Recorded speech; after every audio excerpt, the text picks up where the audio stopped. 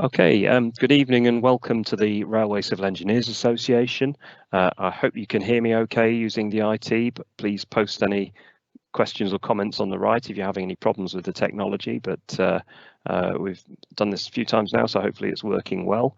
And hello from an office. I'm in an actual office instead of my living room, which is really nice. Had a meeting today with some real people, so I was able to actually see what they thought when I said things, which is great. Yeah, welcome back to the Railway Civil Engineers Association. Hopefully, one day soon we'll be there in person at the IC as well, but I'll come on to more of that later.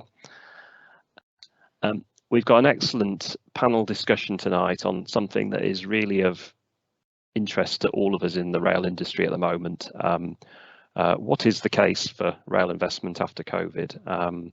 Obviously, many of us are working on projects and everybody's asking, well, what's going to happen with travel demand after COVID and how does that affect our business case? So we've got a panel of leading industry figures here to discuss and debate this, chaired by David Coles, who's Chief Engineer at the Department for Transport and a career railway civil engineer. So I'll let David introduce the speakers later and hopefully we're going to have a lively and interesting debate. You'll be able to ask questions online. If you click on the little question mark in the top of your screen, you should be able to post questions. We will filter those through and present those to the speakers at the end of the talk. So please do get your questions in there. Welcome as many as possible.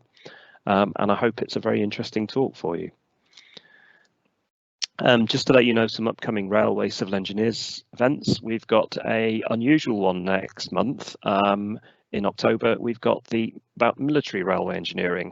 Did you know that there was a railway division within the Army? And it has people who also work in our industry as their day jobs and command units of the Army doing works preparedness for railway projects, believe it or not. So Major Alex Hamilton, who's an officer of the 507 unit of the British Army, is going to come and give us a talk on that, and there's obviously a lot I need to learn on that because I don't even know the military language. And he's also in his day job, he's a route infrastructure engineer for Network Rail in I think Anglia and the Anglia and Eastern region. So that'll be a slightly different talk for us, and there's a number of things I think we're going to learn there. The following month, November, we're looking to have a talk on Luton Dart, the direct air rail transit, which Volker Fitzpatrick have been building in conjunction with Kier. So they're going to be coming to talk to us about that, which should be a fascinating scheme and would have reduced my journey time if I'd chosen to fly from Luton for my forthcoming holiday, but I've not. So anyway, it's something hopefully there that will be really of interest to us. Thought I'd also mention really something that's not the RCEA, but if you like, a associated institution, the Permanent Way Institute. They often do very good talks on things that are of interest to us, and of course there's overlap between what railway civil engineers do and Permanent Way engineers do. So they've got some excellent events coming up. They've actually got a conference in Manchester on the 5th of October, Hit the North, which is insight into upcoming railway developments in the north, and that's something we're very interested in too. We're looking to put on an event as well, but obviously we'll be doing that at a different time of the year. So if you're interested in that, then that's something. Have a look on their website. That's one you have to pay for, I'm afraid, but it's nonetheless that's a good opportunity to meet in person if you wish. I've also got some free online seminars, cost-effective minimum clearance electrification. That's something definitely affects us in civils. Environment and sustainability, which will be again a major area of interest to our industry, and how to assess masonry arch bridges, limit states theory, and so on. So some good talks of interest to there. PWI members are always welcome at RCEA events, and the same applies in return. So I'd encourage you to have a look on their website if there's anything of interest to you there. And just a plug for membership. We dropped our membership fees by 2/3 since COVID, so £18.50. We're keeping it at that for the forthcoming year. And £8.75 for young professionals, £5.50 for retired, and free for students. If you join, you get the mail shots from us, and when we have in-person events, you get priority. We even do site visits and things as well when the time is right. Plus, it's an opportunity to network. just to say as well, we've been doing online events as well over the last year, and they have been very successful in reaching a lot of people. But equally, I'm sure there's lots of us would actually like to occasionally get on a train somewhere and meet in person, and it'd be very nice to actually be able to get back to the ICE when the time permits. So we are looking into that. We're working with the ICE, and that is opening up. So watch this space. I can't confirm yet when our next event there in person will be, but I'm looking at November or possibly December for an event for members. So we'll send out details when that comes, and hopefully a few of you can come and join us in person, and we can maybe even have the occasional drink afterwards at the bar as well. So thank you very much for your attention. I'm going to hand over to David now, but in the meantime, I hope you enjoy the talk and look forward to some good Q&A later. Many thanks. Thanks very much, Jonathan. Welcome everyone from me. Delighted to be chairing this event this evening, and to have three very eminent individuals join me on the panel. To start with, we'll be hearing from Louise Coward, who is Head of Insight at Transport Focus, where she is responsible for research and the insight that Transport Focus undertakes, helping to ensure that the views of both public transport and the road network are understood by government and influencers and stakeholders in the industry. Before joining Transport Focus, Louise worked in 3 research agencies, leading projects in both the public and private sectors, in education, nutrition, finance and telecoms, after starting her career in banking. So really looking forward to hear what the latest views on transport in a post-COVID world are. After Louise, we'll be hearing from Mike Goggin, who is the Managing Director of RCEA, an eminent railway transportation and engineering consultancy in the UK. Mike spent much of his career in railways, started out looking at British railway stations as Network Rail's Director of Station and Customer Service.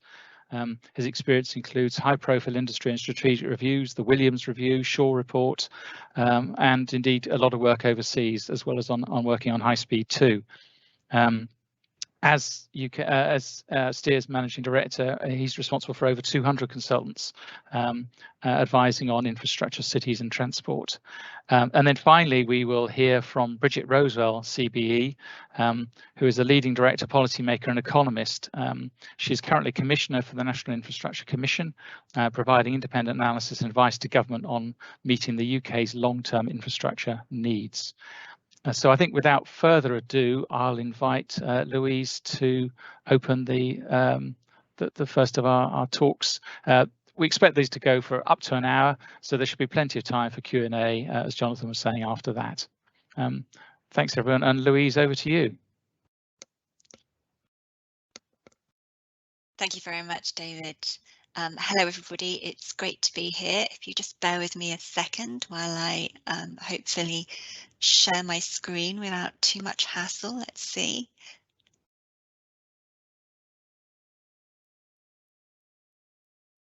There. Hopefully you can see not me anymore, but some slides. So yeah, I'm from Transport Focus, which I think it maybe needs to still come through, Louise. I can't see it yet. Can any of the other presenters see it? People see it. Click on the content. Oh yeah, it's just come through now. It's come through now? Yep. Yep. Okay, brilliant. Sorry, so Louise, yeah. perhaps if you could just switch to presentation mode. I think at the moment it's showing us just so it's a little bit bigger on the screen. Of course. Thanks. Is that okay now? That's doing something. I think we have a bit of a delay here.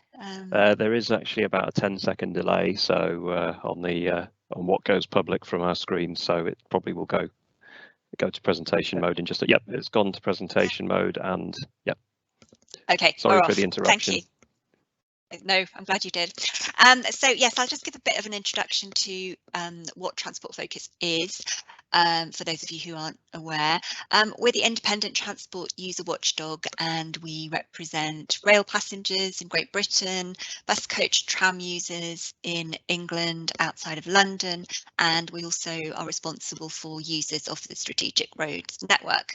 And we essentially collect evidence from those users so that we can properly understand what their experience is, what they're going to need in the future, what's working for them, and where they want to see improvements. And all of our evidence is published on our website. We have lots of reports. We have a data hub where you can go into the website and interrogate the data. And before COVID, we were collecting lots and lots of passenger experiences. We run the National Rail Passenger Survey, which you may be familiar with, which was just celebrating its 20th birthday, and its little brother, the Bus Passenger Survey, was just about to be 10. And then along came COVID. And so we had to respond really quickly so that we were able to get new evidence in whatever way we could from users of transport. And here on the screen now are some images of just a few of our reports and outputs that we've been producing since COVID. And there's lots of it. One of the most high profile pieces of work that we've been doing is a tracker which has been going monitoring 2,000 adults every single week since May 2020. So we're well over 100,000 interviews now. And we ask them about what transport they've used, what it was like, how satisfied were they able to maintain social distancing, did they feel safe? If they haven't used it, why is that? How do they feel about COVID? Lots and lots of measures are in there, and that is all available on our data hub. And there's an image in the sort of top middle there of the front page of our data hub where you can access all that data. But then we've also produced some specific reports around things like cleanliness and social distancing. And we've also done a segmentation of our tracking data where we've been able to interrogate it a little bit more and pull out differences between different types of people, so that we can look at how the views vary. And we've also done a recent piece of work as we came out of lockdown, looking specifically at how people's attitudes were changing as more and more passengers were coming back to the public transport networks. So what I'm going to do now is just pull out a bit of data from our omnibus tracker, which effectively, this first slide shows the last 8 weeks. But as I said, we do have this data going back for just shy of 17 months now.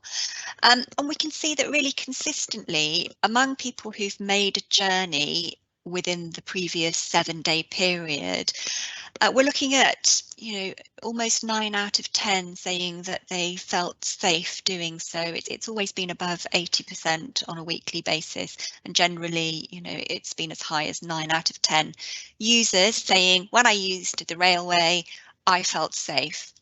So that's good. And we see similar volumes when we ask about people who've used buses as well. But we also ask people who haven't used a train in the past 7 days how safe they think they would feel if they made a journey at the moment. And we see consistently lower levels of people saying that they think they would feel safe. There's some good news here in that the gap has converged over time. When we were first asking this question, we were looking at more like 50% of people who hadn't used it saying that they would expect to feel safe.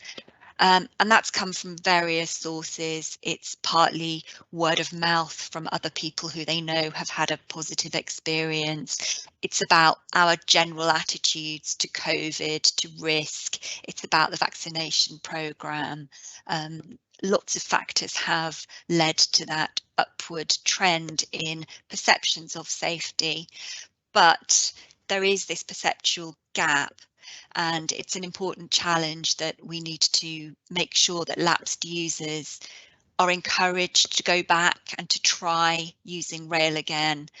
As we know, bad news travels really fast, and it only takes a picture of a crowded train packed to the rafters to really appear on social media and make people think that, you know, every experience is like that, when we know that's not the case. And so that's general safety. What do people feel safe, or would they feel safe if they use the railway? When you unpick that a bit more, you can see what is it actually that drives feeling safety in these times of COVID. And we did this by running some key driver analysis on the tracker data to see, you know, what works in parallel with feeling safe. What are the aspects that drive that feeling of safety? And in very broad terms, it's the hands, face and space message really that we know was top of mind a while ago. People want to be able to feel they can keep a safe distance from other passengers. They want to have their faces covered and other passengers doing the same. And yeah, there's no real surprises there as to what constituted feeling safe on the railway a while ago. And a bit more recently, we asked specifically to see, is this still the case? What measures do people want to see? And this is since we've come out of lockdown. What do people expect to see to feel safe using public transport? And again, it's around having enough space, not being forced to get too close to people. It's about cleanliness as well, though. It's about face covering, compliance, and all of those kinds of things that really do have an influence on whether people feel safe and are likely to use the railway. And we do see very similar patterns across the other modes. Interestingly, here we asked people most recently, did you personally wear a face covering when you travelled last by train or by bus? And you do see the difference in the rules coming through here. So in Scotland and Wales, where it is still mandatory to wear a face covering, we're seeing 8 or 9 out of 10 saying that they wore one the whole time when they were travelling. In London, it's higher than in the rest of England, and that, of course, reflects the rules that are in place. So this makes us ask the question, you know, what does the new normal look like? How has the pandemic really changed how people think they're going to use public transport and how they'll want to use them in the future? And there's some really clear themes coming out here. Space on board is incredibly important. People don't want to go back to overcrowded. And the quote there at the bottom left, no way could I squeeze myself into an overly packed train like a sardine these days. People used to do that without even thinking about it, but now that they're not prepared to contemplate doing that anytime soon. And of course, they don't expect that social distancing is going to be possible. They're not expecting to have 1 or 2 meters distance between them and other passengers, but they do see there is a middle ground between that and being packed in. So yeah, I mean, of course, we're going to see a difference in travel habits and commuting behaviour and more working from home and more flexibility. So it's very possible that the peaks are going to be flattened anyway by both people travelling in different days of the week or travelling in earlier or later to suit their lifestyles better. But there is going to be a fundamental change in both behaviour, but also in expectations when it comes to space being available. And we have tested with passengers some apps that operators have introduced where you can look up how busy a service is going to be and choose which train you get. So having that information to make an informed decision about which train to get on. And lots of passengers were telling us things like, well, this is incredibly useful. I wish it had been around before COVID. I'd have used this in the past. But now that it is available, it's even more useful to them and helps to reassure all passengers, but particularly more anxious passengers, and gives them some control over their journey, which we know is really important at all times, but particularly now we're in COVID. And cleanliness is also even more important. It always has been important.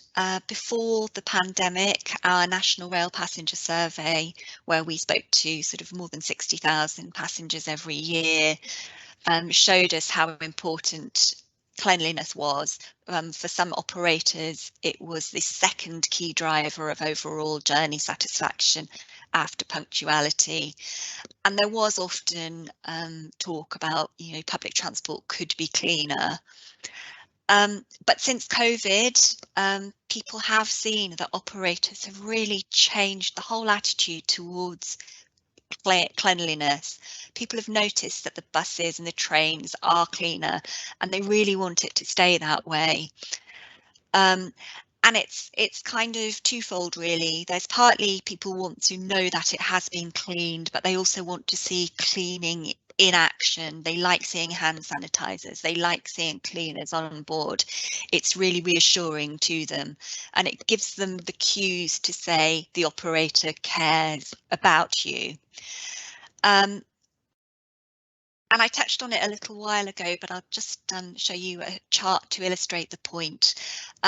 When we asked people around their likely travelling to the workplace behaviour in the future, when COVID no longer poses a threat, this is among people who have some choice about where they work. Clearly, we have to recognise that for a lot of people who work perhaps in retail or in hospitals or whatever, they have to be in their workplace to do their job. So this is only among people who have some discretion around where they can work. But we can clearly see that before COVID, which is the grey bars in this chart, over half were saying that they worked from the office 5 or more days a week.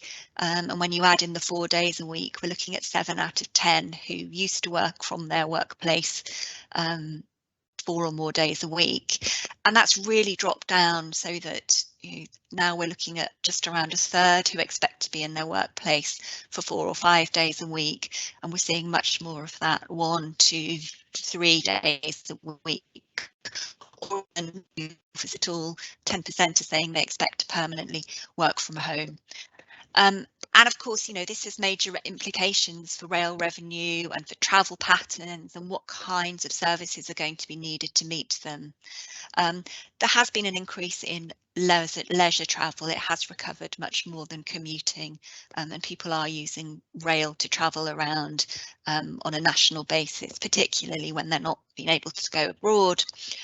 And yeah, it really does point to the need for changes to ticket types, things like flexible season tickets, and making the cost of travel suit people's future work patterns, so that perhaps they are attracted back to the office more than they might be otherwise.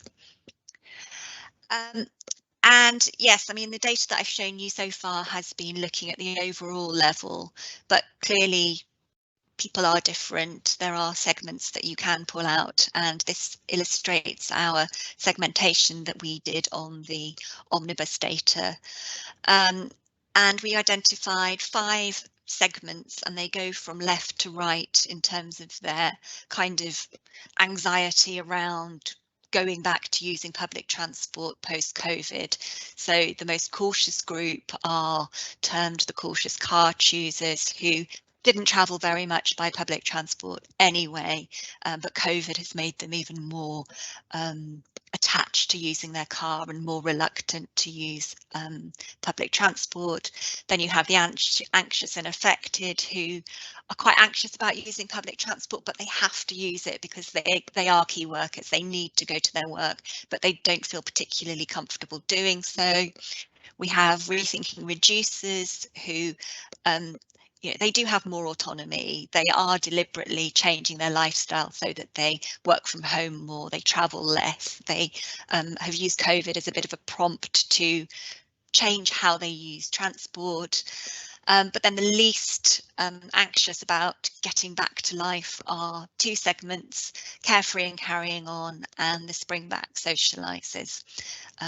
So, we can look at the differences between those segments, and we do see probably pretty much what you'd expect from what I've just said already, that there are some clear differences in how people would feel making a journey by train. So this is people who hadn't used rail, but those carefree and carrying on and springback socialisers, they really 8 out of 10 of them expected to feel safe using rail when the time came, but much lower in those other segments.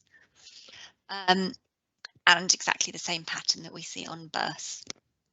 And what's quite interesting here, and what a couple of train companies have done to actually use that segmentation and make it more usable, is they've overlaid our specific COVID segments with the ACORN segments that RCEA produce, and looked at where you get the highest incidence, and they've used targeted messaging to appeal to those different groups. So for instance, those in the lavish lifestyle ACORN group tend to be in the springback socialiser or rethinking reduce the group. So the messaging that goes to them and to stations that fall in those kind of areas is, come on, let's get back out there, let's go off to Bristol for the weekend, let's do things. Whereas for some of those more cautious segments, the kind of messaging that they're needing to hear to encourage them back is, it's safe, we promise you, it's clean, we're looking after you, come back and see how rail has changed and how we can make your journeys good and can make you feel safe. And just finally, in terms of what we're doing next, we're continuing to do more of the same. We're keeping going with this, collecting the data around what's the experience like, what's the perception like. But at the same time, thank goodness COVID isn't forever. So we're working on how we measure passenger satisfaction and experience beyond COVID, and also in the light of changes to both the rail and the bus industries. And the climate crisis is only coming into sharper focus, of course. So we've started some work on sustainability in transport and what that means and how people might change their behaviour or be encouraged to do so in the future. And the two images there are our first two reports in the sustainability series. So that's kind of a quick run through of everything that we've been doing. I'll try and unshare my screen now if I can work the technology.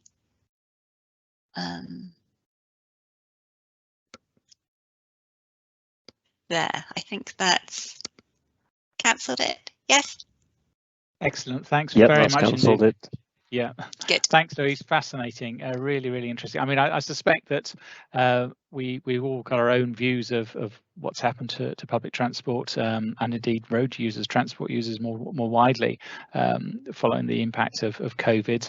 And some of what we've heard reinforces that, but some of it is also, I think, very insightful and perhaps different to what we expected. So fascinating, really. Many thanks for introducing our evening talk in that way.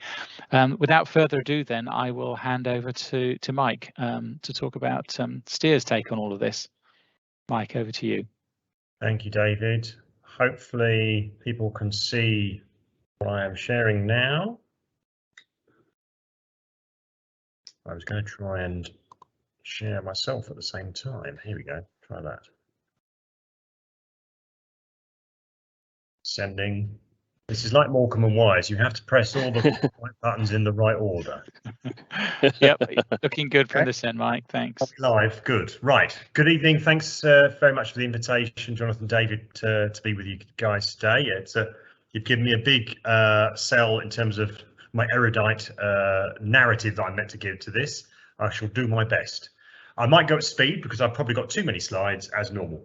So what I thought I'd do is take stock on where are we now in the pandemic experience or journey. What does that mean for mobility, and particularly the commuter challenge, which Louise just spoke about to an extent? What are the consequences of those changes, what we're seeing?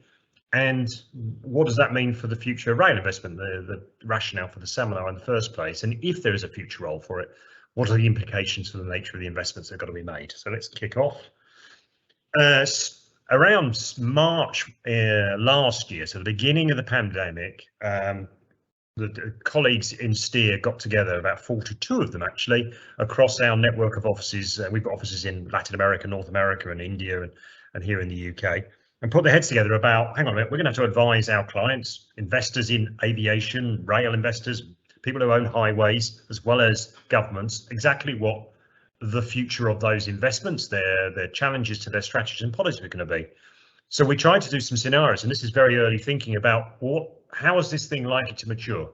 And we recognised quite early on that it's the medicinal pathway almost, which was going to be a clear determinant of behavioural response and government intervention and guidance. And there's sort of 4 plausible scenarios that we sort of came up with. One is there is no way out of this. We're just going to be in perennial cycles of lockdown. To the optimistic is there'll be a vaccine and we'll all be hunky-dory. We're so bold to put some timescales on that. I'm pleased to say the sort of general structure worked out. I'm even more pleased to say we were too pessimistic about when we thought the vaccine would come. The vaccine arrived about 6 months or 9 months earlier than we thought it probably would. But where are we here in the UK? Well, we have a vaccination, but I don't believe it's really cured us in a sort of back to pre-pandemic levels. We've still got hesitation at an individual level. There is narrative about potential further restrictions through the autumn and the winter, etc. So we're somewhere in the mix of some form of adapted society, which is going to restrict and or influence behaviours. What do we know about mobility right now? Well, mobility is growing back. Many of you may have seen the data that's published by the Department for Transport on the different modes and how they are recovering, or how the demand is emerging on those different modes. And you can see that road is back to almost where it was before, and 96% in the latest figures. The climb, some of the modes were not impacted as hard at the start because they were travelling around the key workers who had no choice. They could not work from home, etc. So you see central London, perhaps modes which fared better. They weren't hit so hard. But we are seeing shorter distance trips appearing to come back stronger. So the latest bus information in London and outside London shows that bus is recovering faster than perhaps the longer distance rail. Business travel seems to be fairly flat at this point. People are still exercising discretion about whether they really need to hop on that train or fly domestically.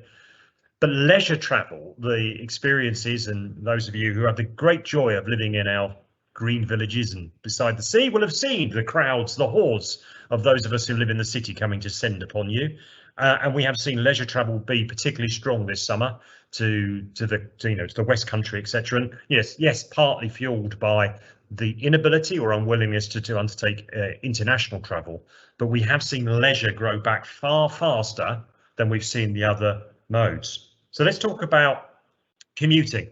A photo I took in Manchester last Monday, 7:45 in the morning, and I was just surprised. I was up there on business and I was surprised by how quiet the concourse was at 7:45 in the morning. Now, Manchester's probably Piccadilly's going to get inward flows rather than outward flows, and there were trains arriving, people coming through.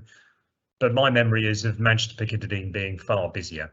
And I think we hit our first challenge for the railway and its pre-existing paradigms, if you want. The commuting has been hit really hard.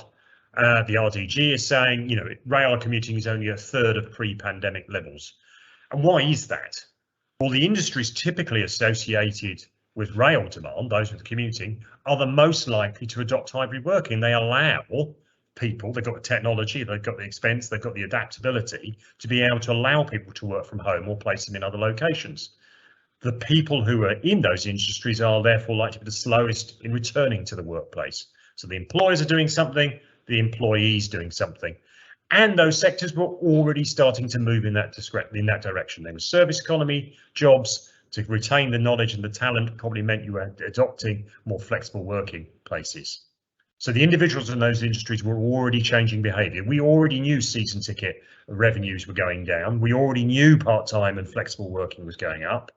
They are those people are most able to make modal choices. They have access to a private car and they can afford to use it. So they have the discretion to be able to do things. They have the discretion about whether they are going to use their car or the train or aviation to go on holiday, etc. So we have a market that is particularly challenged. I think when we think about those lines I just showed you, the graph from the department, we should think about some of the underlying considerations. I already talked about the existing trends. Even before the pandemic, we saw movement to night economy, 7-day-a-week economy. You know, Sundays were getting busier, Saturdays were quite busy. We knew that part-time working and flexible working was already underway. When we see the recovery lines, it isn't that 95% of those who are using the roads previously are back. Some of those people using the roads used to use rail, probably. So the trips that are being made are also going between different origin and destinations, different ODs, and that's fueled by the leisure. And leisure has grown heavily during the summer, particularly on rail. So when leisure slips away because of our wonderful autumn and winter weather, we can expect overall rail to slow down a bit. Our trip purpose, as I say, therefore, has been dominated by leisure and discretionary travel, and that's likely to fall away during the autumn. The people travelling are different. We have the solid, if you want, demand from key workers, but those who are able to exercise discretion are exercising it, as Louise suggested, and will continue to do so. We've seen the longer distance commuters decide, actually, I'm not going in 5 days a week. I don't need to, and therefore, why would I go through the pain of that journey? I think the other thing that's happened in the pandemic is we've seen competition change because people have tried something new. So those who were wedded to rail have now been able to try home working. They've been able to perhaps get in the car instead of use the bus, or they've tried the car instead of the train, or they've changed the way they access the rail system. So the competitive framework and environment in which rail has got to compete in has also been disrupted. Louise alluded to the different sentiment of change over time as well, and I think it's interesting to me that when I saw the CACI data, or CACI data, terrible name, but a CACI data, you saw when you look at how those different demographic groups change the different stimulus or guidance. So you could see certain groups really headed to the restaurants and pubs when they were reopened, when government said it's okay, you can go now, and some were just stuck. And there's a sort of real quite volatility in the way the market responds. Lastly, to pick up on another point of Louise's, there's lots and lots of discretion now, perhaps more discretion than there ever was before in the market that rail's trying to serve. Discretion about whether you choose to go to the office place or not, how many days you go, which employer you work for, and where you decide to park your home to be able to make those journeys. So discretion of the consumer has increased significantly thanks to the pandemic. So what does that mean for the implications of rail investment? I think it means the predictability and the paradigms that many of us have enjoyed, used in our consulting experience, if nothing else, have been fundamentally shaken. The idea of predicting and provide for peak travel is not one that is easy to wrestle with right now. And why should it be? We will have to try harder in terms of our case making and the benefits that will be challenged by Treasury and others saying, well, how do you know that's coming back? How do you know that people will use it if they've got some other access? How do you know it is sustainable if government guidance every winter is actually reduce your mobility? Fundamentally, the funding and financing that we might have been expecting from public or private is now acutely distressed. We already knew in the William Shapps rail plan that there is an ambition to try and remove £1.5 billion of funding per annum within 5 years. That is a challenge.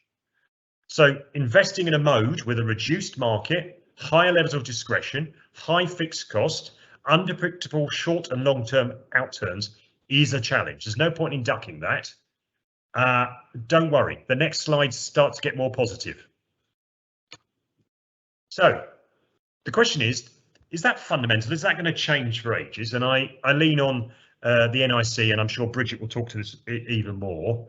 The NIC's conclusion is it's too early to say. We are still exploring what pandemic means. We're still exploring what COVID and mitigation means. It's too early to say, and in face of this uncertainty, the policy and the plans we've got to implement will need to reflect the uncertainty. How do we do that? I think we've got to lean on the role of rail. What is it good at? There is a fundamental transport challenge within the UK. Our highways are congested, will increasingly be congested. They are polluters and creators of carbon. There is a transport challenge within the UK that rail can play a strong part in. Rail is a great contributor to thriving cities, and the UK's economy is largely built on city economies, not exclusively, but they are a fundamental driver of UK economy. So rail playing into decarbonisation, helping cities thrive and economies thrive, still remains relevant. The connectivity and the levelling up agenda of the current government is unlikely to go away. Politicians will wish to see economic distribution, and there isn't a better mode which can connect those distributions, populations and economic activity than rail. I think the pandemic and Brexit fundamentally has distressed supply chains. I think it gives new focus on resilience, just generally, what this country needs in terms of social infrastructure, economic infrastructure. And I think the railway will have to take a new perspective on freight and trade and how it is supporting resilience. And lastly, I think there's a joy to be had in rail again in terms of attracting people back to the mode. The discretionary travel choices that people have, why can't rail deliver that, meet that? There are changed expectations, as Louise said, the demand for space. Well, there will be some space on trains as commuters have fallen away, but we've got to be able to attract them back sustainably, and we've got to attract them back profitably. So what are the implications for the type of projects and the delivery of those projects? Well, the interventions, I'm a consultant. I try and advise my clients, as my colleagues do, to be realistic and be pragmatic. I think if you're going to make a case for rail, it's got to be grounded in realities. There is no point in wishful dreams right now. Public finances will become stretched, are stretched, and I think we've got to face into that. I think it needs to be balanced, therefore, in terms of what existing demands are on government for its funds.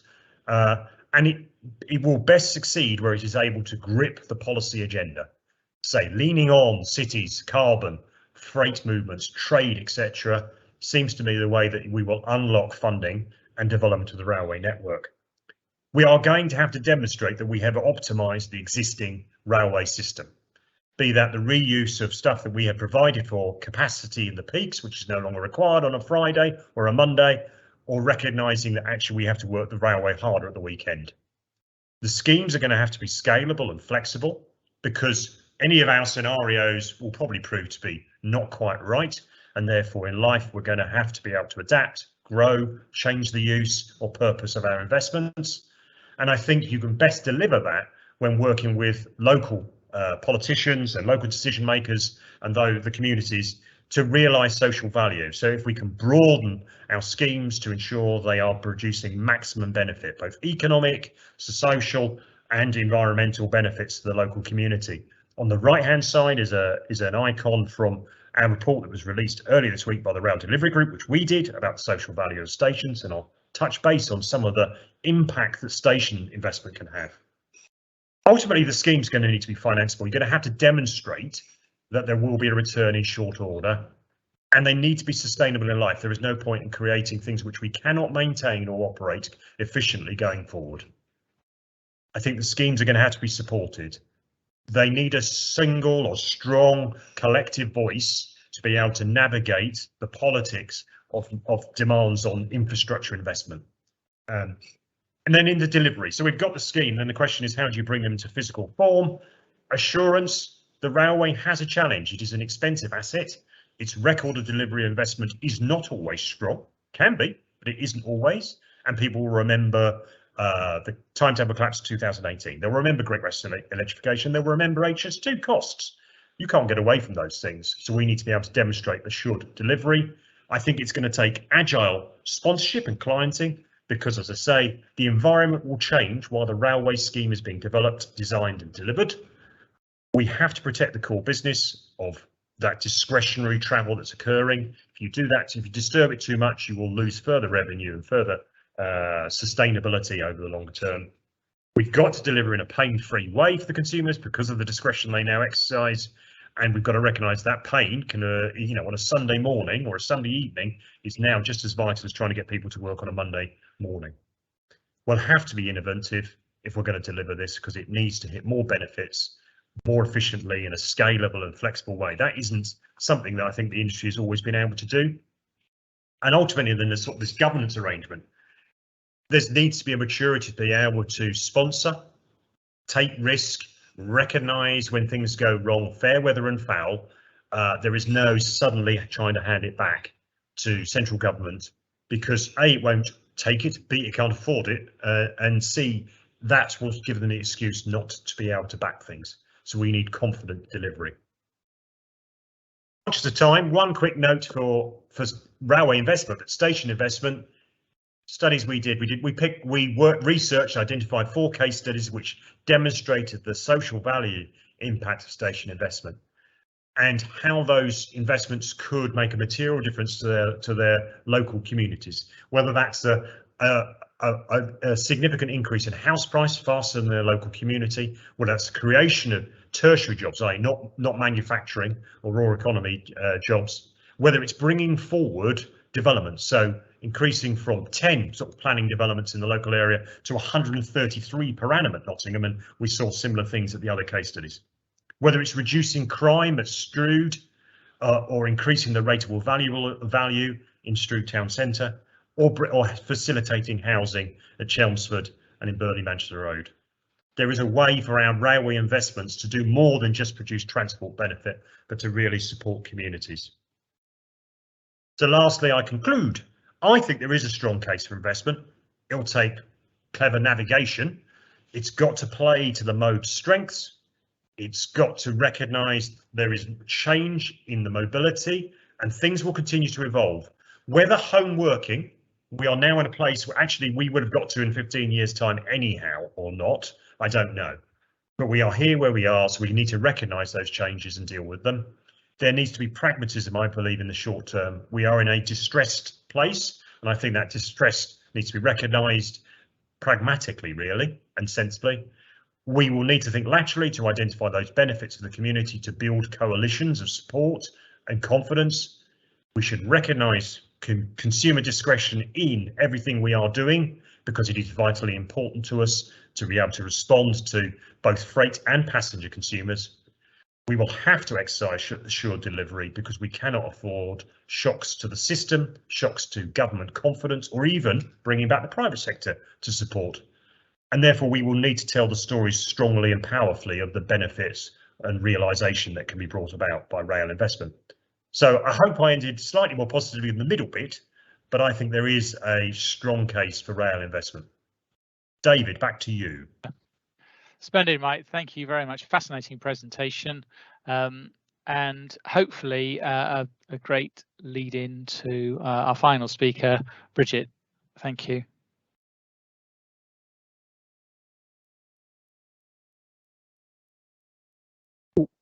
You're on mute at the moment, Bridget.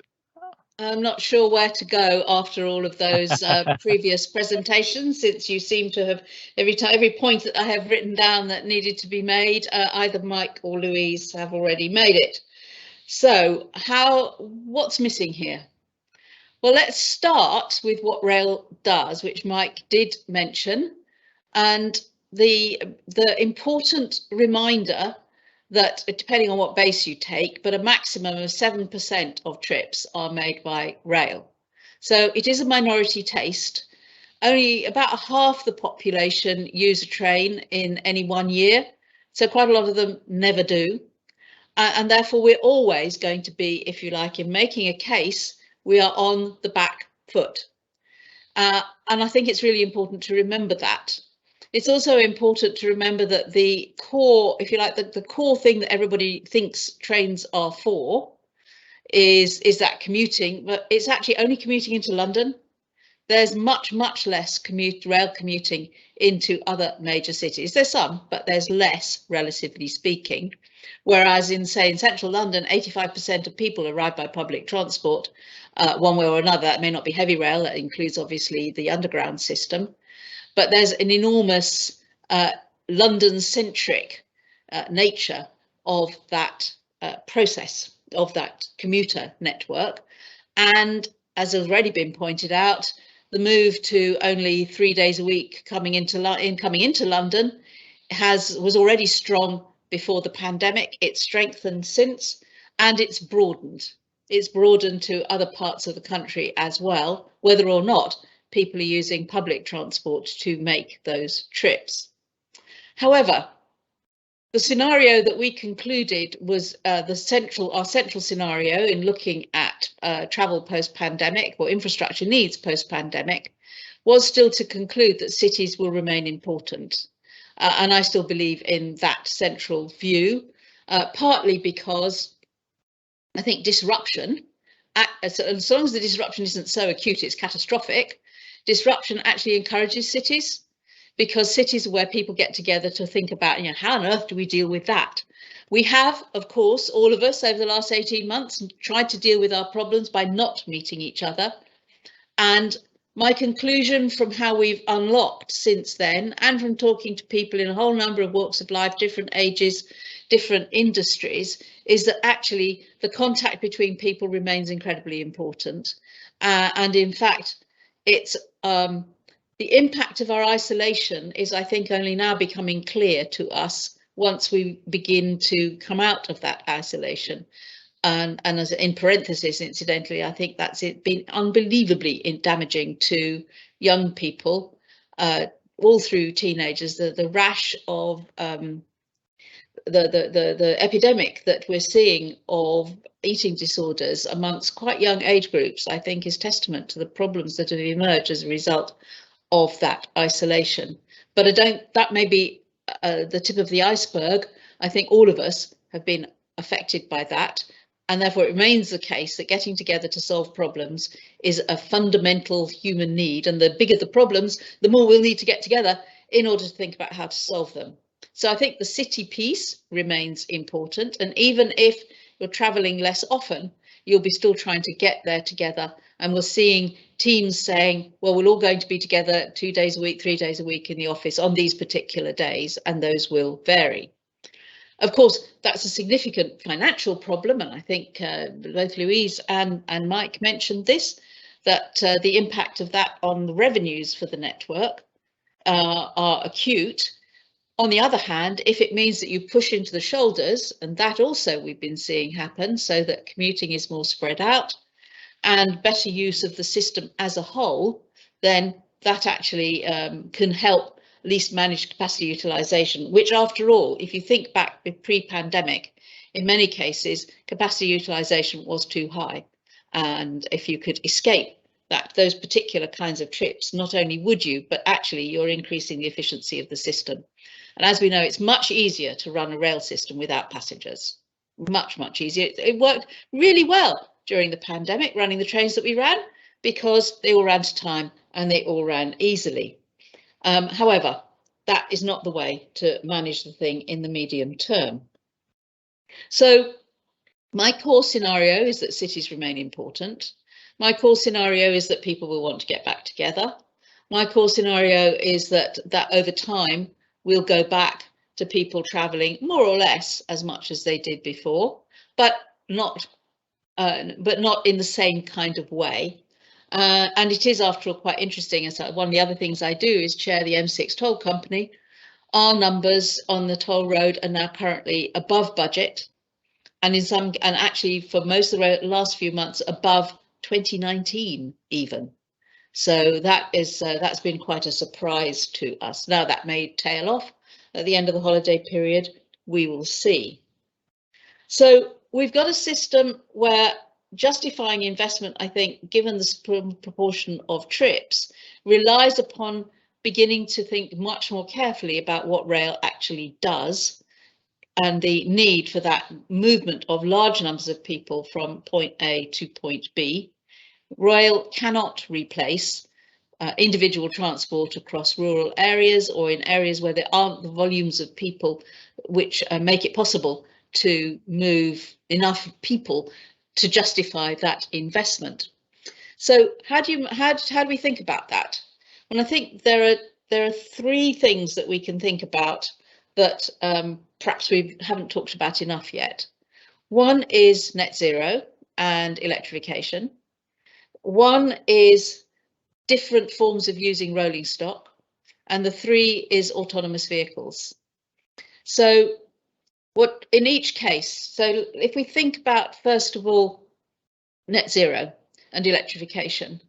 So electrification was, I completely accept, and I was sitting on the board of Network Rail while we were doing the electrification of the Great Western Railway and tearing my hair out on various occasions. That's why I had to cut it short, you know, stop me pulling it out.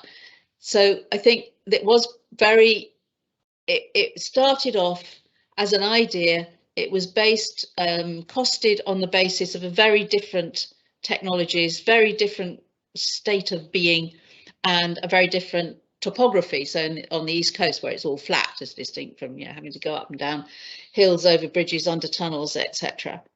So that was careless, if you like. It was then implemented with such risk aversion that when I went to look at some of the implementation of that that electrification system, you were looking at things that would withstand nuclear war and a world in which only the cockroaches would be using the system.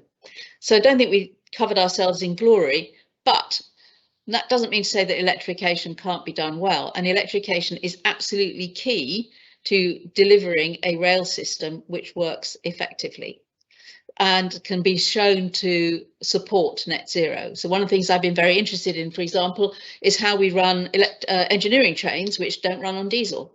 And you'll be pleased to know that the industry, and maybe many of you may be involved in this, the industry is indeed looking at this.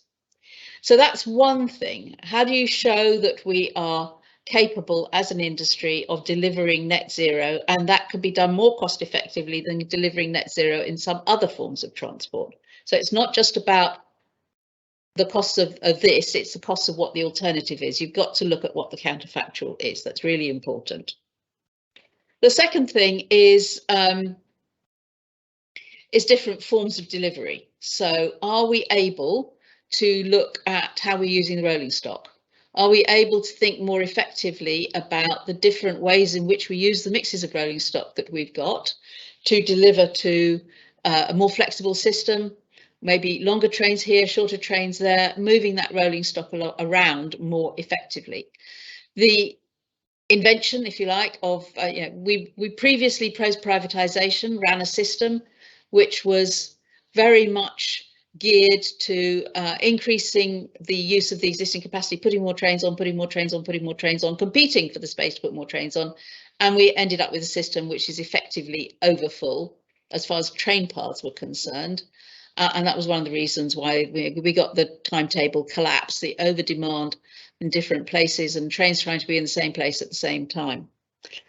And really not having the guiding mind system to sort that out. So that's the second bit.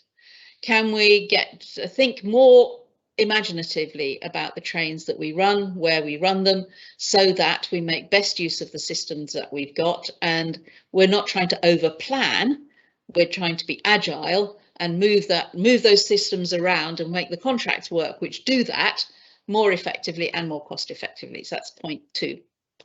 And point 3 is autonomous trains. I think we've got to grasp the nettle, and it actually comes back to where you're running your trains and the numbers of trains that you can run. Autonomous trains, effectively, automatic signalling is effectively what that's talking about. Can run then shorter trains, more flexible trains, picking up people, dropping people in a more reactive way than we've thought about what rail is for in the past. So I think we'll still need, you know, the great thing about Waterloo is you could deliver 1,500 people every 2 minutes. And sometimes you'll still want to do that.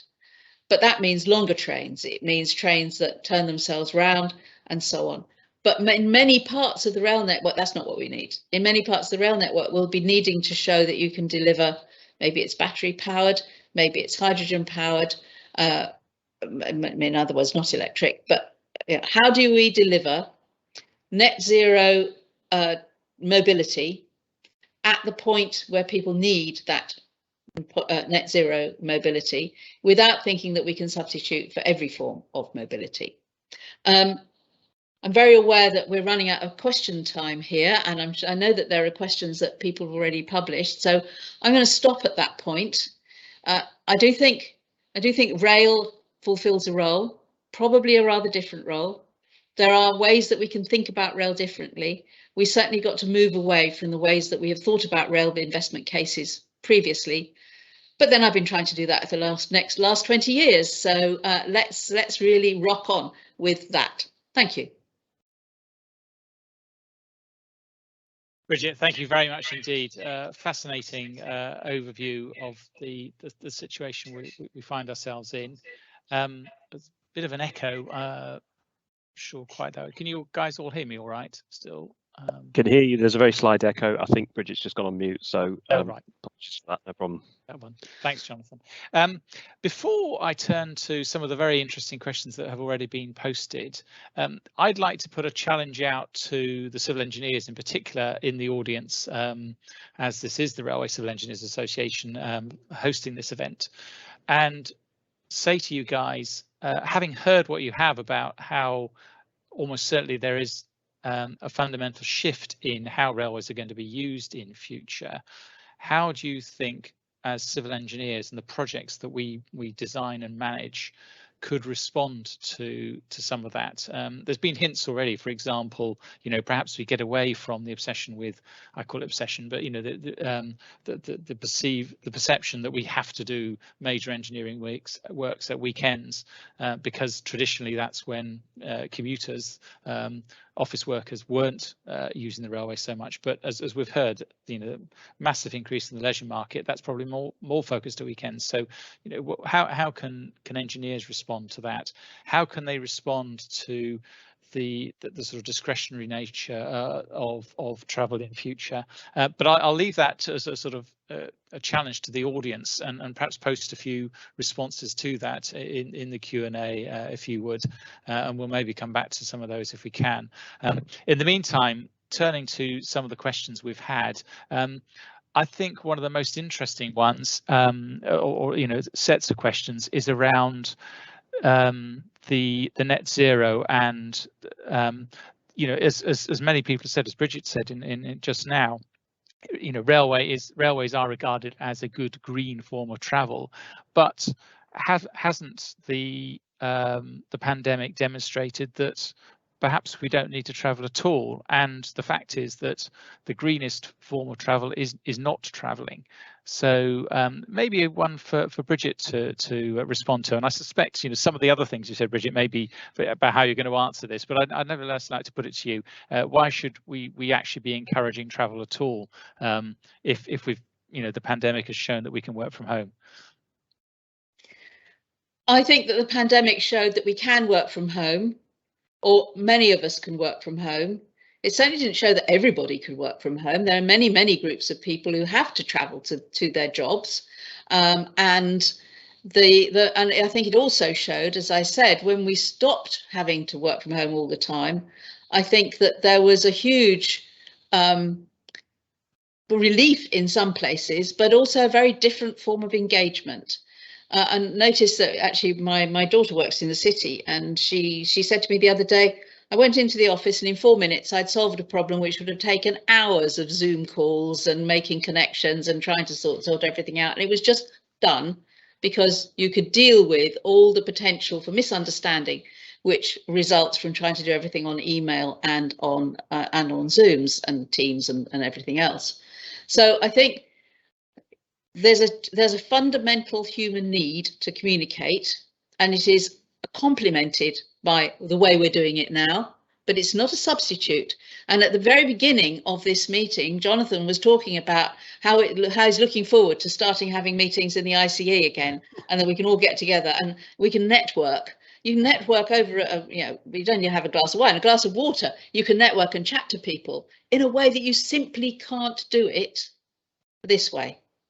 And therefore having the ideas and making those connections and getting that thought process going can be done face to face, both more effectively, quicker, and probably better than it can be through sitting and looking at your screen.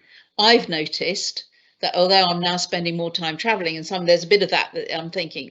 I went to Grimsby today. I went to Grimsby to launch the NIC's town study. I live in Newark, so I actually drove. But it was great to get together to see people, and then we did a hybrid meeting. So I think that we proved that it is possible, and we proved it has limitations. Those limitations are severe and I think very, very serious, and we need to make sure that we don't fall into the trap of saying everybody can sit at home, live with their parents forever because they can't get away, and they can't you've got people sitting back to back on the dining room table. It's not good. It's not good. Sorry, I'm going to start ranting if I'm not careful. I'll shut up at this point. I agree. Thanks very much, Bridget. I don't know if Mike or Louise want to just chip in on with a brief reflection on that point as well. Oh, you're on mute, Mike. I'll agree with Bridget. I think you see major businesses, you see major developers talking about producing places of collaboration to bring back the engagement between employees and the agglomeration of like-minded individuals to work on topics. I think we have to recognise, again, Bridget alluded to, some people do not have the ability to work from home, and others, we've got grads who join us who can't spend the next 3 years working on a laptop at the end of their bed. So yes, there will be flexibility, but we are stronger for our collaboration in person, I think. So I think it's complementary, as Bridget says, that the modern technology, once you've managed to master the mute button. Thanks, Mike. Very true, the mute button. Yeah.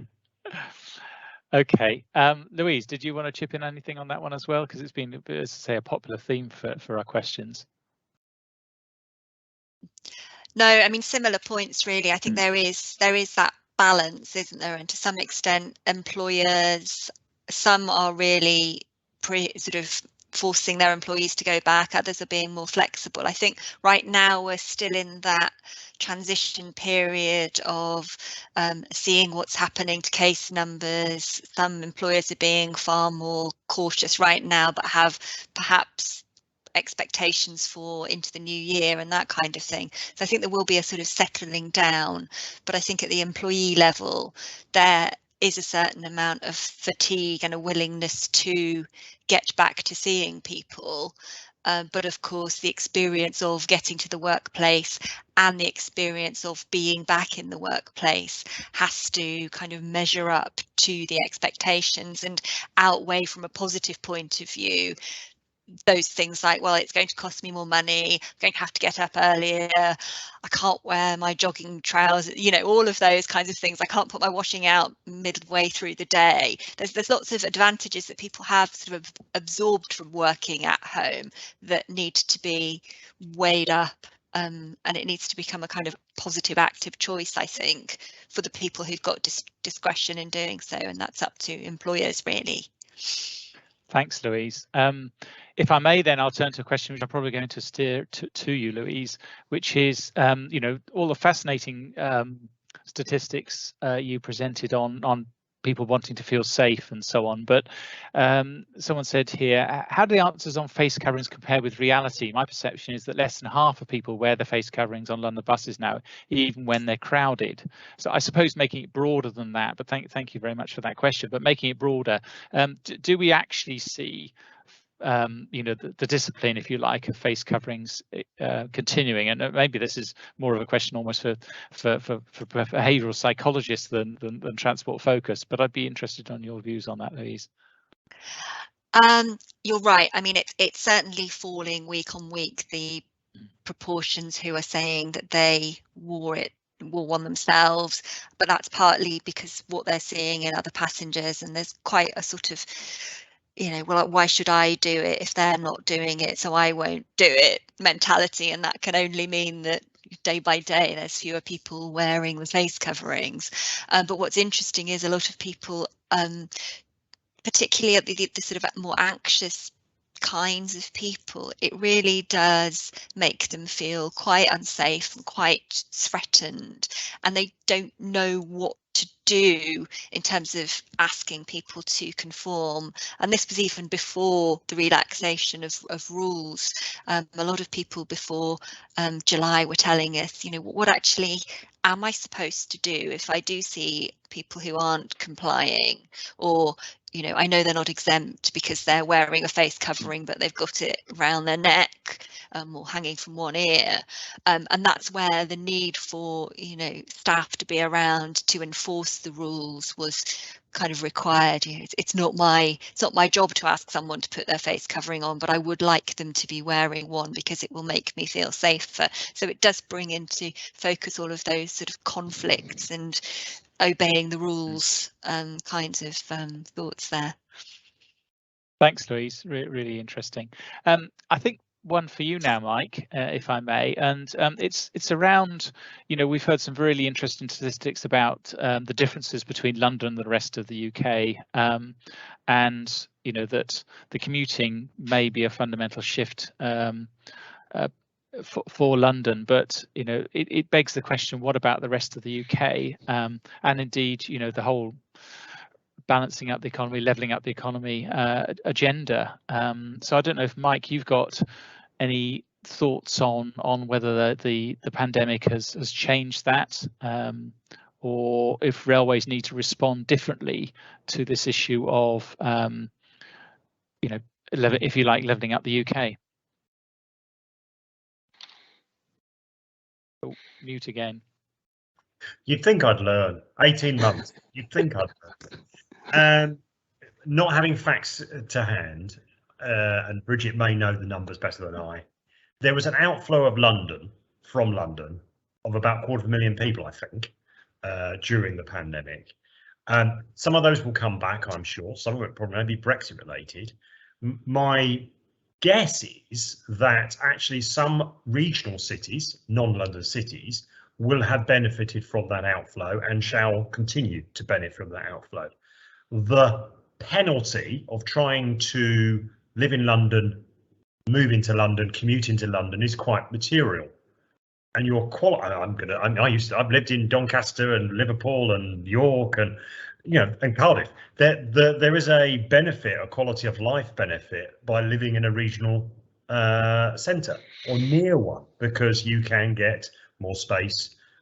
You're immediately into the countryside, whereas those of us who live in central London now, that is more painful. So I think rail has a role to connect those regional cities. There is a case for some regional rail intensity to make those cities function, but don't overplay it at this point. Thanks, Mike. Bridget, would you like to add anything to that? Yes, I don't have the numbers to hand either, Mike. Sorry about that. But yeah, I suspect that the outflow from London is smaller than we think, or is more in line with where history has been anyway. People come in, people go out. In terms of rail investments, one of the things that when we at the NIC we did the study into rail needs for the Midlands and the North, our particular, the strongest conclusion was that there are weak links on the east-west dimension, particularly the East Midlands, also obviously the North. There's the Oxford to Cambridge one, which is already hopefully, who knows, in progress, and that you could show that there were areas where linking those regional cities would support better growth, station developments, all of the things that Mike was talking about, which I very much agree. Less obvious that there was massive under capacity for all of the north-south links, or at any rate that we hadn't really thought through exactly what we wanted those north-south links to do, which is why we've been accused at the NIC of wanting to cancel the eastern leg, which isn't what we said. What we said is that the case for it, the costs of it, are not actually well enough known to know whether this, what exactly you're going to do, how you're going to manage crossing the M1, what about Sheffield. There's a whole number of questions which were still unanswered about that the bit north from Totem, basically. So I think that support for and it comes back to a levelling up story as well, the support for improving intercity connectivity is still one that needs to be made, and it's one that needs to be made between the smaller cities. And it also supports then, if you like, a kind of concept of agglomeration, which isn't so much about having one centre and bringing everybody in, but more variety of different centres that can communicate with one another. And we found, even in the middle of the pandemic, that we thought that there was a case for some of those investments to be maintained. It is very much, incidentally, I think that there's some people have asked about HS2 on the chat. I think when we started back at the first idea for HS2, it was that one of the core ideas was this was going to be a completely independent network, not connected to the rest of the system. And that was a mistake. What we need to do is make sure that here is where we're making additional links. Clearly, you wouldn't design them to be slow. But on the other hand, they need to fit in with the rest of the network and what the rest of the network is trying to do. And the case, therefore, was badly made right at the outset, and we've never really recovered from that. Thanks, Bridget. Yeah, and you very nicely brought in the HS2 sort of questions that have arisen.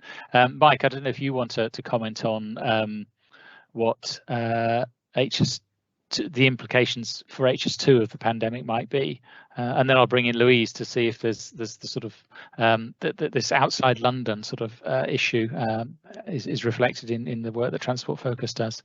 Mike, next. Oh, I'm not muted. That's great.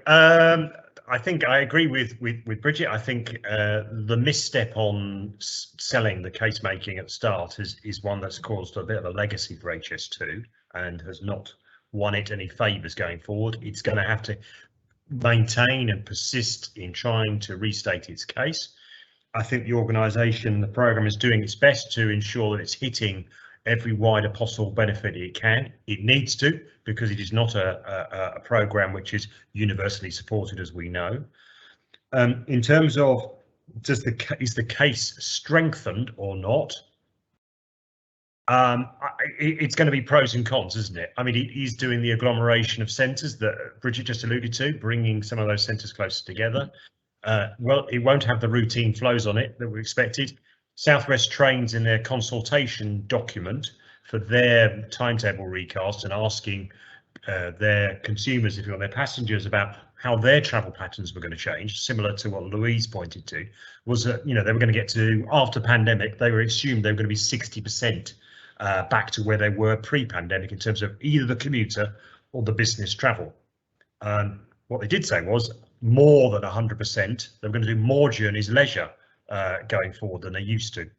And I think that whoever operates HS2 in due course is going to have to be very savvy about how they market it and how they yield manage it to make the most out of what will be an important but expensive piece of infrastructure and service. Thanks, Mike. Very helpful insights. Louise, I can't imagine you probably ask your current audience about HS2 because it's not up and running yet, but nevertheless, maybe you do, and I'll be fascinated to hear what the answers are. But on the sort of wider point of railways outside London, do you get a sense that there is still strong support for that, and or quite big differences in perception of response to the pandemic and how railways should be treated outside London?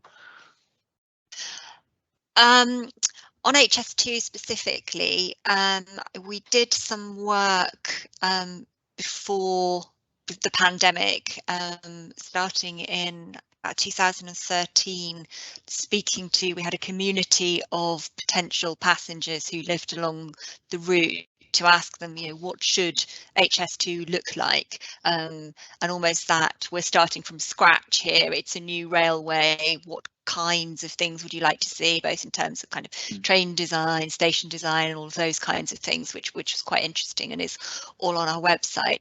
I think that the thing around HS2 is, of course, you know, with the route being defined, many of the people in the north felt, well, you know, why aren't they spending the money on upgrading existing lines? Why is it yet another route into London?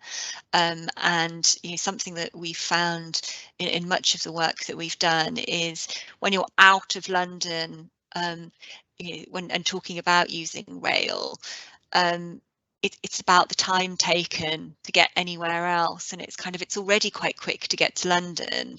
People in Leeds saying why can I get to London in 2 hours or whatever, whereas it takes me longer than that to go 60 miles by rail to another town, another city in the north, and the kind of fairness agenda there was coming through, and of course lots of people use rail to get to London because they really don't like the idea of using the alternative, which involves the M25, involves congestion charge, it involves going round, that thought of driving round Trafalgar Square that just terrifies the life out of people who haven't done it, parking costing a fortune. There's lots of reasons not to drive if you're coming to London, but there's lots of reasons not to use rail if you're travelling from Sheffield to Manchester.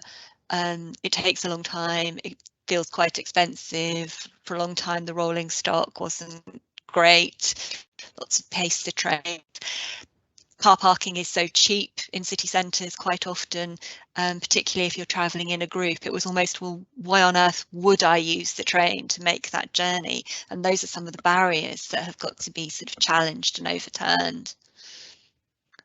Thanks, Louise. Really interesting insight. And again, that perhaps enables me to pick up on another theme running through the questions, which was, dare one say, a relatively short-sighted or narrow justification for railway. Mike, someone picked up on the fact that in one of your presentations, I think it was about the station investment, that it increased house prices. Well, is that really a good thing, given how expensive housing seems to be in the UK? I don't know, it's a very broad economic question almost as to how we do justify railways, but perhaps just a few words on whether you think we are a bit narrow in the way we do it, and then I'll ask Bridget the same question. Thanks, Mike. It's a good question. I mean, it's more of a housing policy question perhaps than a railway question. The research we did 10 years ago, and has been academically backed up by other people as well in other countries, showed a lovely volcano effect of railway stations and house prices, really, and even commercial property. That if the station is of poor quality, you'll see lower value immediately in its doorstep because it's transitory, it's a space that doesn't have an identity particularly, and Gare du Nord is in France or something, there are some examples of some bad stations with bad neighbourhood around them. Our work says actually though, if you can create a case for investment, you're able to support the rail mode. So yes, property prices might increase, but that should allow you to generate more housing because you will have the ability to increase density or doing some more development, which you wouldn't be able to afford because you could put the infrastructure in. Well, if the houses are more expensive, you'll be able to create investment for that. It also allows you to realise perhaps more value through the station itself, through trading, through the fare box revenue, etc. So yes, it is a wrestling issue if you want for public policy, but for rail to leverage it and to recognise it as a good thing. And house prices are increasing. What I was pointing at is actually after the investment, yes, the immediate vicinity saw a boost even before any other travel benefits were emerging. Thanks, Mike. Bridget, I don't know if you just want to quickly come in on that. Do we need to look at broader ways of justifying rail other than some of the narrow economic ones we've tended to use in the past? Well, I think it's more about housing numbers than it is about prices. The price effect comes along over time, but better connectivity, and we looked at this with Crossrail 2, for example. Better connectivity, allowing you to open up new areas to allow housing demand to be met at existing prices, and actually over the whole system that at least stabilises prices, or potentially nobody actually wants house prices to fall usually in their local area, but if you can build more, you can actually see house prices being stabilised. And I think it's more about that connectivity, improving the access, enabling you to open up sites, enabling you to build more houses. And that was one of the key arguments around the the route for Crossrail 2, from opening up sort of round through the southwest and then up into Tottenham and all those areas up into the north, largely the northeast of London. And the same is true, for example, around HS2 stations, that you could get both more commercial activity, so that's jobs, you're creating incomes, and you're creating the possibility of new housing. And after all, a train system without any stations is completely useless. You've got to have stations. You've got to have ways of getting the people, and indeed, all freight stations, you've got the people and the goods on and off. Otherwise, you can't use it. Very good point. Thanks, Bridget. Jonathan, conscious of the time, we're almost up. I don't know if do you think there's a key burning question that I've missed, Jonathan, that you'd like to throw in? We've got 24 questions up there, and obviously we've been trying to pick out themes so we can cover as many as possible. So apologies if your particular question hasn't been asked. Just one slightly alternative one caught my eye. Mark Taylor asked, have there been any studies on freed up passenger train paths being given over to freight, ticking the carbon reduction box as well? And I suppose we're also thinking about all these problems with lorry drivers at the moment. So I don't know if there are any views on that at all. It is something that we did the NIC, we did a study of freight. And I suppose two things, again, a bit like actually passenger numbers, the rail has a particular role in freight, particularly around aggregates and particularly around longer distance trips. You need to really be at least 150 miles to make rail freight worthwhile. Short trips are really difficult because it has to be put on the railway and it has to be taken off the railway at some point and got on a road vehicle for final delivery. I think there have been insufficient studies of actually how we can reuse paths, particularly with HS2. And in other words, the passenger train goes on the new network and we can use those paths for freight. Certain amount of work on that, not sufficient. And the other thing about that is you need longer trains. So one of the things that freight needs in particular, and actually coming out of ports is important with containers out of Felixstowe, out of Bristol. You can run long container trains, but only if you can run them long enough. And that then making sure that the engineering works for the train to work with the length of the container bogie, but also that you can got the passing places. And there has been some work on that, but again, probably not enough. I'm very keen that we pay more attention to freight, both on the rail and indeed off it. Excellent, thank you. Well, we are now at 7 o'clock, according to my clock, Jonathan. So I'm sure we could carry on this debate for quite a bit longer. But thank you to our audience for some fascinating questions, and thank you from me personally to our panelists for some fascinating presentations. But at that point, Jonathan, I'll hand back to you. Thank you. Okay, thank you very much, David. I'll just try and get my camera on if I can. Bear with me. Hopefully a picture is coming through now. Yes, so thank you very much, David, and the panel for an excellent talk. It's a big subject area, and you know we could talk for longer on it. So it's really insightful to get the different views. I sort of made some notes as we went through the talks this evening. Lots of interesting points, really. But just a point that Louise, that you made, people don't want to go back to crowded trains.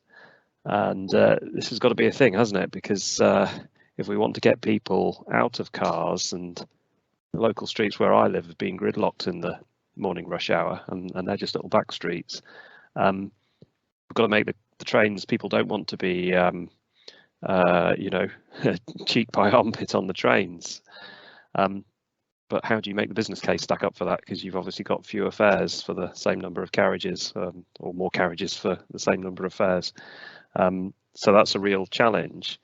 But then it's interesting as what you say about the changing travel patterns and how that might actually help, because it could balance things out. Maybe the railway, you know, we won't have to spend so much money perhaps on rush hour. I don't know.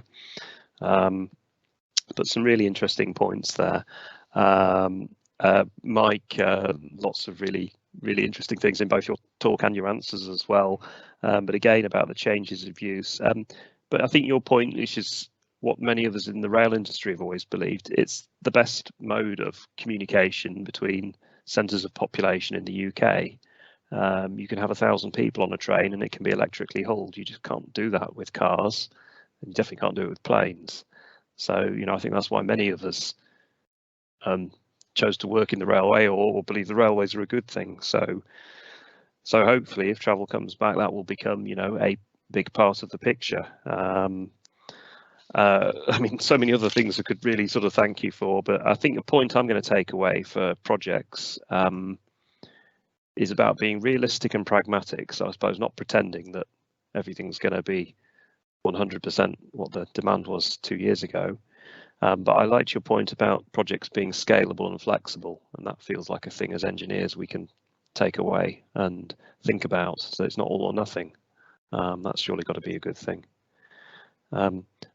Bridget, so many interesting things from your talk as well, covering so many different themes, you know, ranging from the London-centric nature of commuting at the moment, how that might vary in the other urban cities in Britain, net zero and electrification, and great insights on Great Western electrification.